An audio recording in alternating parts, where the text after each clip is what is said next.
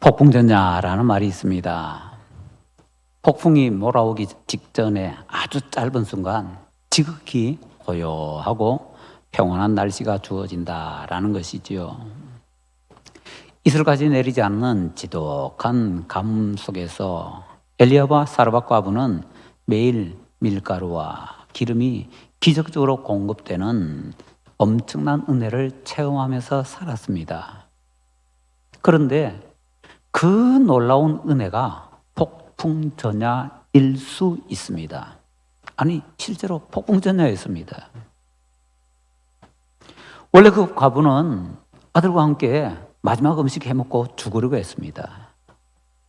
그런데 모든 것이 다 타들어가고 모든 사람이 다 힘들어하며 또 죽어가는 바로 그때 정말 평안하고 행복한 삶을 누릴 수가 있게 되었습니다. 하루 식사를 걱정하지 않고 할 수 있다는 것, 이 자체만으로도 정말 행복한 시기였던 것이지요. 죽음의 언저리까지 갔다가 다시 돌아왔습니다. 그리고 잠시 평안을 누립니다. 감사와 찬양이 넘쳤을 것입니다. 그런데 다시 죽음의 파도가 넘실거리게 될 때에 그때는 과연 어떠한 반응을 보이게 될까요? 17절을 보면은 우리가 좀 생각을 해야 되는 그런 구절이 나옵니다. 일 후에 그 집 주인 되는 여인의 아들이 병들어 증세가 심히 위중하다가 숨이 끊어진지라. 이 아이가 병들어서 갑자기 죽었을까요? 아니면 서서히 병이 깊어지면서 점점 더 많이 아프다가 그 다음에 죽었을까요? 엘리야의 제자 엘리사 때에도 과부의 아들이 죽지요. 근데 그때는요, 일사병으로 바로 죽고 바로 살아나는 그런 일이 벌어졌습니다. 근데 지금 이 사건은요, 애가 갑자기 아팠다가 죽었을까요? 아니면 서서히 더 심하게 아프다가 최후에는 너무 아파서 죽게 되었을까요? 병들어 증세가 심히 위중하다가 숨이 끊어졌다고 합니다. 이건요, 그냥 급성이 아닌 것 같습니다. 만성인 것 같습니다. 급하게 갑자기 찾아온 것이 아니라 서서히 이 일이 벌어졌다 하는 얘기이지요. 엘리사 때와 상황이 참 다릅니다. 엘리사 때는요, 갑자기 죽어서 갑자기 처리하는 그런 일이 벌어지는데, 지금의 그는요, 아이가 아픈데, 아플 때 엘리야가 뭐 하겠습니까? 하나님께 기도하지 않겠습니까? 하나님께 고쳐달라고 하지 않았겠습니까? 그럼에도 불구하고 아이는 점점 더 아파가는 겁니다. 그리고 증세가 점점 더 심해집니다. 그걸 보고 있는 엘리야의 마음이 어땠을까요? 아무래도 이 17절은 상당한 시간이 천천히 흘러가고 있다라는 것을 우리에게 보여주고 있는 것 같습니다. 엘리야는 하나님께 부르짖어 절규했을 겁니다. 하나님 도와달라고. 여기까지 이렇게 보면요, 엘리야의 삶이 마치 세옹지마인 것 같습니다. 세옹지마, 국경에 사는 노인의 말이다 하는 거지요. 좋은 일 생기면은 그 다음에 나쁜 일 생기고, 나쁜 일 생기면 또 좋은 일 생기고, 왔다 갔다 한다는 얘기이지요. 엘리야가 아합 왕에서 앞에서 이제 가뭄이 있을 것이다 선포합니다. 그 다음에 그리시네가 하나님의 명령을 받고 가지요. 거기서 까마귀가 가져다 주는 거 먹고 삽니다. 그런데 그 그리시네가 또 말라버립니다. 그래서 이제 과부의 집으로 가라 그러지요. 그래서 이방인 과부의 집으로 갑니다. 그랬더니 거기에는 거의 다 떨어졌네요. 그걸 또 하나님께서 기적적으로 밀가루도 채워주시고 기름도 채워주십니다. 그런데 이번에 또 아들이 죽습니다. 좋은 일, 나쁜 일, 좋은 일, 나쁜 일 계속해서 번갈아서 닥치고 있습니다. 뒤움박이라는 거 있죠. 바람 한번 불어도 휙휙 휘떡이 딱 뒤집어진다 그러면서요. 엘리야의 인생이 마치 이런 것 같습니다. 뒤움박처럼 그냥 뒤집혔다 바로 됐다, 뒤집혔다 바로 됐다, 계속해서 그렇게 뒤흔들거리고 있습니다. 놀라운 것은요, 구약에서 가장 위대했다는 선지자의 삶이 이랬다는 겁니다. 우리가요, 때로는 하나님 좀 심합니다, 왜 이럽니까? 라고 하나님께 말씀드릴 때가 있는데, 그런 때는 엘리야의 뒤집어졌다 바로 됐다는 이 삶을 한번 기억을 해보는 것도 상당히 의미가 있을 것 같습니다. 그때는 막 우리 불평하던 마음이 조금 잠잠해지지 않을까라고 생각이 됩니다. 엘리야에게 왜 그런 뒤움벽 같은 그런 삶이 있느냐, 그것에 대해서는 조금 이따가 살펴보도록 하고요. 자, 이제 이 아들이 이렇게 아프다가 병이 심해져서 죽게 됩니다. 그때 과부는 이제 어떻게 반응합니까? 18절에 나오네요. 여인이 엘리야에게 이르되 하나님의 사람이여, 당신이 나와 더불어 무슨 상관이 있기로 내 죄를 생각나게 하고 또 내 아들을 죽게 하려고 내게 오셨나이까? 얼마 전까지만 해도 하나님께 감사와 찬양과 영광을 돌렸잖아요. 다른 집에는 다 떨어졌는데 우리 집에는 기름도 마르지 않고 이 밀가루도 마르지 않게 해주셔서 계속 주셔서 우리가 이렇게 행복하게 먹고 삽니다. 얼마나 입이 마르고 닳도록 찬양했겠습니까? 많은 아이가 이렇게 죽게 되자 과부는 나를 괴롭게 하려고 당신이 내게로 왔느냐고 엘리야에게 막 쏘아 붙입니다.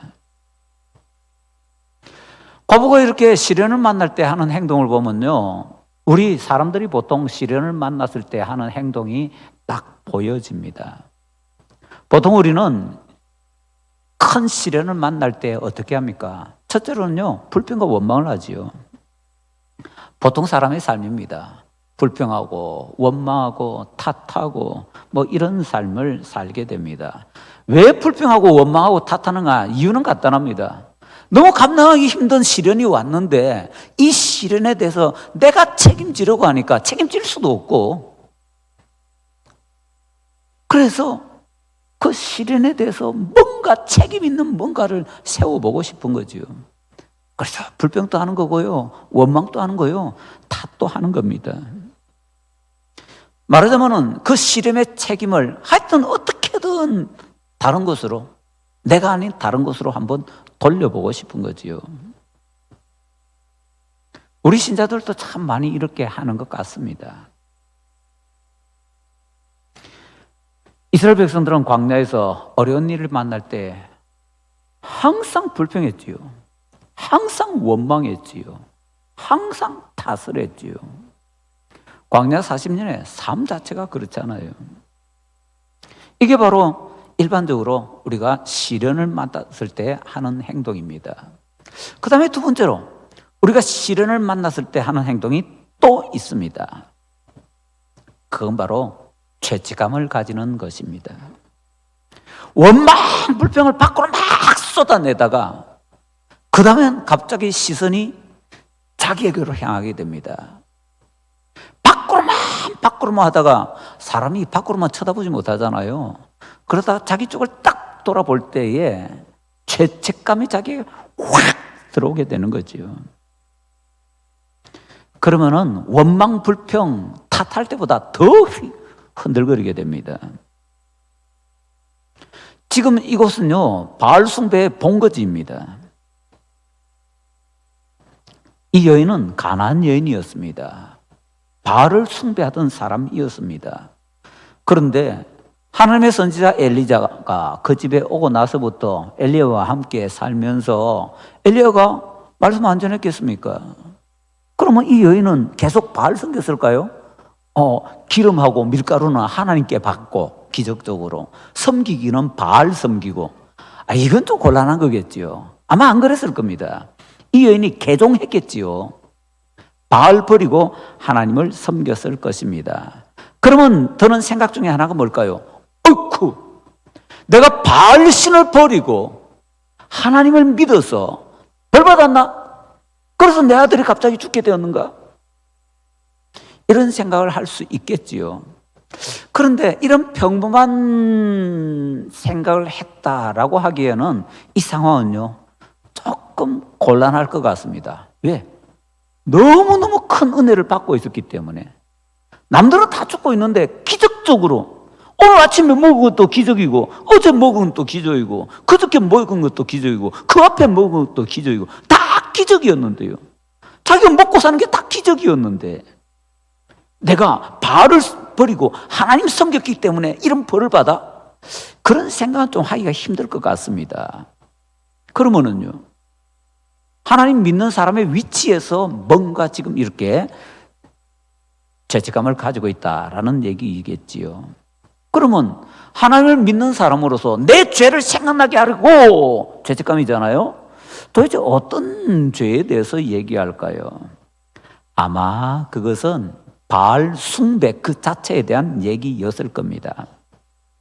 오늘 바알 숭배라는 것에 대해서 조금만 더 한번 우리가 깊이 들어가서 알아보십시다. 고대 가나안에는요, 바알이라는 신을 섬겼습니다. 보통 우리는 바알을 폭풍우의 신, 그리고 비를 주관하는 신, 농사를 잘 되게 하는 신, 뭐 그 정도로 생각합니다. 그런데 가나안에서는요, 바알 신이 그 이상이었습니다. 모든 생물들이 비에 의존해서 살아갑니다. 그렇다면 비를 주는 신인 바알 신은 생명도 주관한다. 당연한 결과이겠지요. 그래서 바알 신은 단순히 폭풍우, 비, 번개 이런 하늘만 주관하는 신이 아니라, 농사만 주관하는 것이 아니라 온 세상의 생명을 주관하는 신이다. 그렇게 가난한 사람들은 믿었습니다.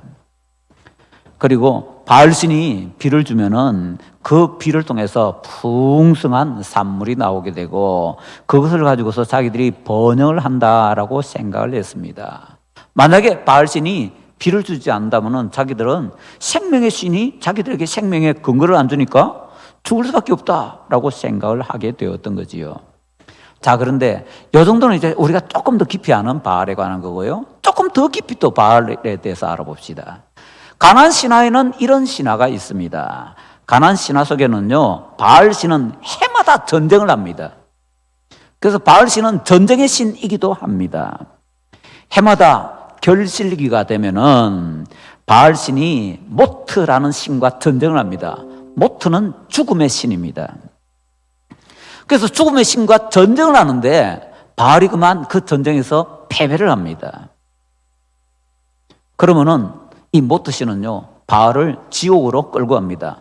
가난한 사람들은 지옥이 밑 깊은 곳에 있다고 생각을 했습니다. 지옥으로 끌고 가게 되면은 끌고 간 거기서 바알신이 계속 이제 잡혀 있는 겁니다. 그때가 언젠가 농사 다 마치고 나면은 굉장히 건조한 시기거든요. 건기라고 합니다. 건기 내내 바알신이 거기에 붙들려 있는 겁니다. 그러다가 이제 가을이 되게 되면은요, 우리나라는 이제 가을에 추수를 하지만 이스라엘은 가을에 이제 농사 새로 시작하거든요. 그때에 바알신의 아내 신이, 바알신의 아내 신은 아낫이라는 신입니다. 아낫.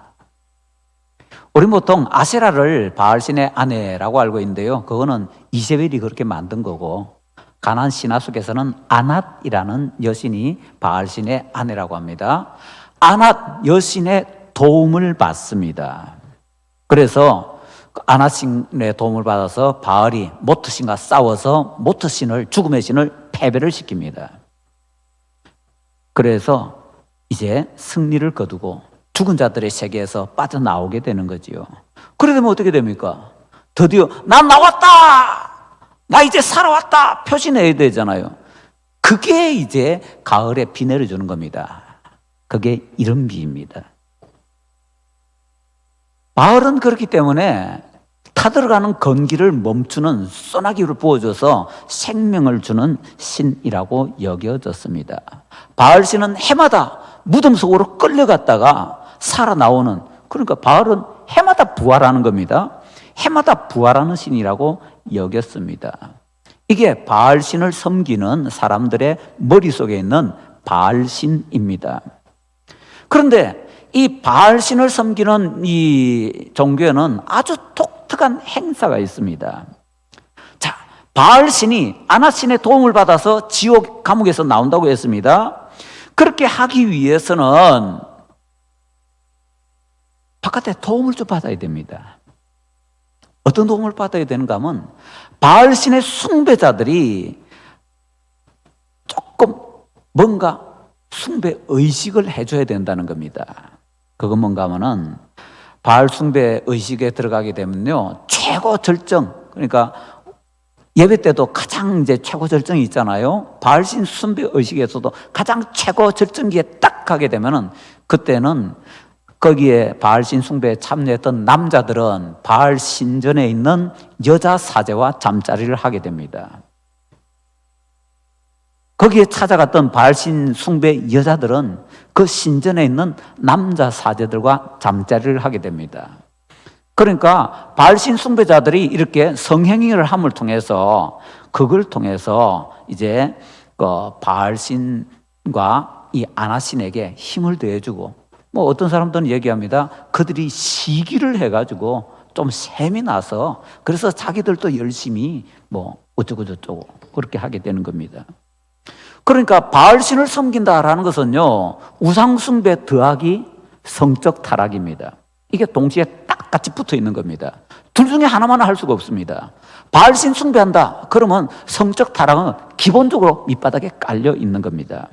과부가 얘기합니다. 내 죄를 생각나게 하려고. 그 죄가 뭘까요? 바알신 숭배했던 거, 성적으로 타락했던 거, 바알신 숭배 의식 속에 포함되어 있으니까 아마 그거였겠지요. 그것에 대한 죄책감, 그걸 생각나게 만들려고 내 아들 이렇게 데려갔냐고 이 여인이 그렇게 몸부림치면서 고함을 치는 것입니다. 이 얘기를 들을 때 엘리야는 어떻게 하나요? 20절에 엘리야가 하나님 앞에 부르짖죠. 내 하나님 여호와여, 주께서 또 내가 우구하는 집 과부에게 재앙을 내리사 그 아들이 죽게 하셨나이까. 과부가 엘리야에게 와서 고함치니까 엘리야는 하나님께 와서 고함칩니다. 하나님, 이럴 수가 있습니까? 우리 사람들은 어려움을 당할 때 불평, 원망, 탓을 하고 그 다음에는 또 밖으로지요. 안으로는 죄책감을 가지고, 그래서 문제 해결을 못하고 있습니다. 그리고는 그것 때문에 특히 죄책감이 깊어지면은 내 죄 때문에 나한테 이렇게 큰 벌을 준다고 얘기를 하게 됩니다. 이런 생각이 뭔가 하면 콩콩 팥팥입니다. 콩 심은 데 콩 나고 팥 심은 데 팥 난다. 그게 종두득두라고 하지요. 콩 심은 데 콩 나고 팥 심은 데 팥 나는 것. 내가 그런 죄를 지었기 때문에 반드시 신이 내게 벌을 준다라는 얘기이지요. 그런데 하나님은 콩 심은 데 콩 나고 팥 심은 데 팥 나게 만드십니다. 반드시 자기가 거두게 만드십니다. 그런데 하나님께는 다른 길이 하나 있죠. 세상에는 없는데 하나님께서 만드신 다른 길이 하나 있습니다. 그건 바로 회개라는 겁니다. 회개하면은 콩 심고 팥 씹은 거, 그 결과를 우리가 거두지 않고 예수님께서 십자가에서 그 모든 것을 대신 거두게 하시고 우리에게는 전혀 다른 우리가 심지 않은 것을 새롭게 부어주시게 되는 거지요. 그게 은혜라는 겁니다. 나와 관계없는, 내게서는 아무 근거도 없는데 나는 그저 공짜로 받게 해주는, 그게 바로 은혜라는 거지요. 지금 어마어마한 사건이 터지니까 이 과부는 과부대로, 엘리야는 엘리야대로 콩콩 팥팥 종두득두 오직 그것에만 사로잡혀 있습니다. 그런데 우리 신자들은 그거로 사는 사람들이 아닙니다. 그 위에 은혜로 사는 사람들입니다. 물론 우리도요 콩콩 팥팥입니다. 우리도 콩 심은 데 콩 나고 팥 심은 데 팥 나니까 예수님 믿는 사람도 열심히 수고해야 됩니다. 그러나 중요한 것은 그것만으로 사는 것이 아니라 때로는 우리가 감당할 수 없을 때 하나님께서 우리에게 회개를 통해서 새로운 길을 허락해 주시고 그걸 통해서 은혜로 살 수 있게 만들어 주신다라는 것입니다. 이 여인이 이걸 못 본 거지요. 엘리야가 여기까지 지금 못 가고 있는 거지요. 그래서 이 여인도 엘리야도 한 걸음 더 나아가야 되는 그런 상황에 오게 되었다라는 것입니다. 일단 오늘은 우리가 여기까지만 정리하십시다. 우리의 모든 삶은 콩콩팥팥입니다. 그러나 세상의 모든 원리가 콩콩팥팥이고 하나님도 콩콩팥팥이라고 말씀하시지만 그것 이외에 다른 새로운 길을 하나님께서 우리에게 또 주시는데 그건 회개라는 것을 통해서 은혜라는 것을 받을 수 있도록 만들어 주신다라는 거지요. 이게 뭡니까? 죄책감에 대한 중요한 약입니다. 죄책감은요, 우리가 이렇게 정리할 수 있습니다. 내가 지은 죄에 대해서 죄책감을 가지는 거잖아요. 콩콩팥팥. 그런데 중요한 것은요, 내가 지은 죄에 대해서, 그 다음에 예수님 믿는 사람들이라면, 안 믿는 사람은 지은 죄에 대해서 뭐 죄책감을 가지면 그냥 후회로 끝납니다. 근데 예수님 믿는 사람들은 하나님 앞에서 그 죄를 회개하면은 하나님께서 그 죄의 문제를 해결을 해 주십니다. 죄 해결 받은 사람은 콩 심었지만은 콩이 안 나도록 하나님께서 만들어 버리셨으니까 더 이상 콩 안 나거든요. 그러면요, 더 이상 죄책감을 가질 필요가 없습니다. 죄송하지만 하나님께서 다 해결해 줘 버리셨기 때문에. 그래서 예수님 믿는 사람들은 회개한 죄에 대해서는 죄책감을 가질 필요가 없습니다. 더 중요하게는 회개한 죄에 대해서는 죄책감 가지면 안 됩니다. 죄책감이라고 말씀을 드렸습니다. 대신에 내가 뭐 그것에 대해서 뭐 보상을 하고 이런 것은 철저히 해야지요. 죄책감에 대해서 얘기하는 겁니다. 그런데 회개한 죄에 대해서도 죄책감을 가지고 있다면 그건 문제입니다. 그때는 그 죄책감을 마귀가 치고 들어오게 됩니다. 그래서 우리의 삶을 뒤집어 놓는데, 문제는 회개한 사람은 하나님께서 콩콩팥팥이 안 되도록 만들어 주셨는데 나는 그렇게 믿고서 계속 거기에 있으니까 마귀가 공격해 들어오면은 나는 쓸데없는 고난을 당할 수 있다라는 거지요. 바로 이게 우리가 해결해야 될 문제입니다.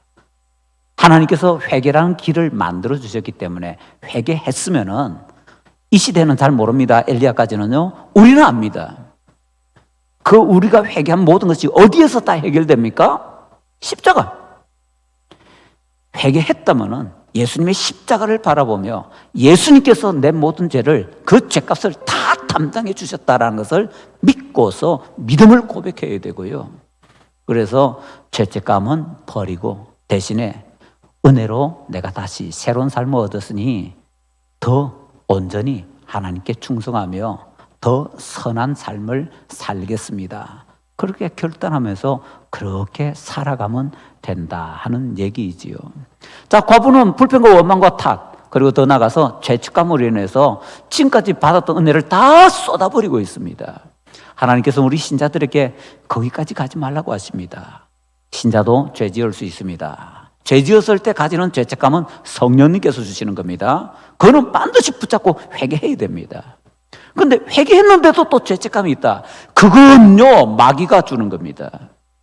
그래서 우리에게 죄책감이 생길 때 회개했냐 안 했냐 잘 따져서, 회개 안 한 죄에 대해서는 성령께서 주시는 거니까 회개하고, 회개 안 한 죄에 대해서는 성령님께서 주시니까 회개하고, 회개한 죄에 대해서는 마귀가 죄책감을 주는 거니까 믿음으로 싸워 이겨내면서 오히려 주님께 그 죄를 없애주심에 대해서 감사하면서 나아가야 된다라는 것입니다. 요것 우리가 잘 정리하게 되면은 그 다음에 이 엘리야와 이 과부가 부닥쳐 있는 이 모든 어려움들 우리가 쉽게 극복하며 나아갈 수 있게 됩니다. 나머지는 우리가 다음에 한번 살펴보도록 하겠습니다.